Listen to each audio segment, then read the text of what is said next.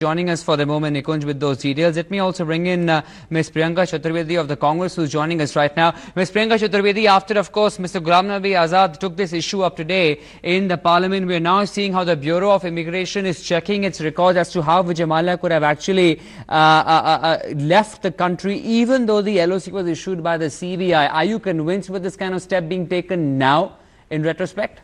No, how does it help the country when action is being taken only after pressure is being put on the current government? The current government was fully aware of the issues that were facing Vijay Mallya and how he was trying to find an escape route. They have conveniently given him that escape route. And on hindsight, they can keep talking about impounding his passport or taking measures.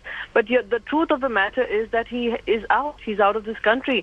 And with deliberate connivance and deliberate denial by the government of the day does not absolve them of the responsibility that they owe to the nation as well, and the various investors who've been duped of their money, as well as their employees who've been duped of their hard-earned money.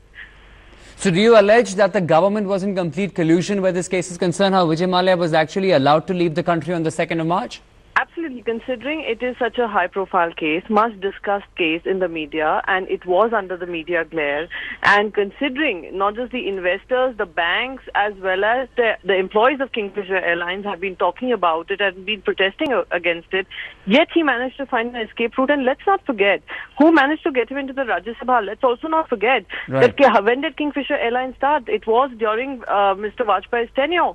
So keeping all this in mind and keeping that perspective in place, it would hardly be, it's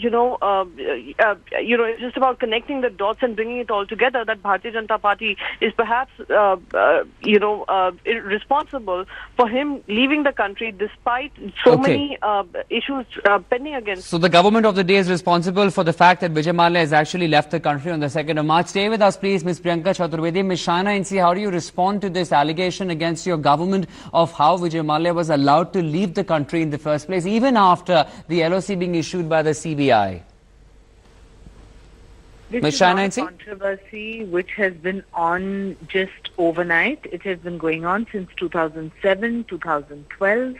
And I think that it's very well for the UPA and the Congress government then to just put their hands up and suggest as if they have absolute impunity. It's imperative to understand that it is only because of our endeavors that there is a CBI investigation, that there have been attachments of lots of properties, whether they came under his personal purview or under that of Kingfisher as a group, because we believe that the 1,500 employees must be given justice. Banks that have given loans, who were the officers who were in collusion with Mr. Mallya, all of this has been unearthed, and I think Mr. Arun... But ma'am, the problem also being, Ms. Shana NC, that preventive measures were not being taken. Okay, we'll have to cut across live, Rajya Sabha. Thanks very much, both of you, for joining us. That Mr. Mallya has let fall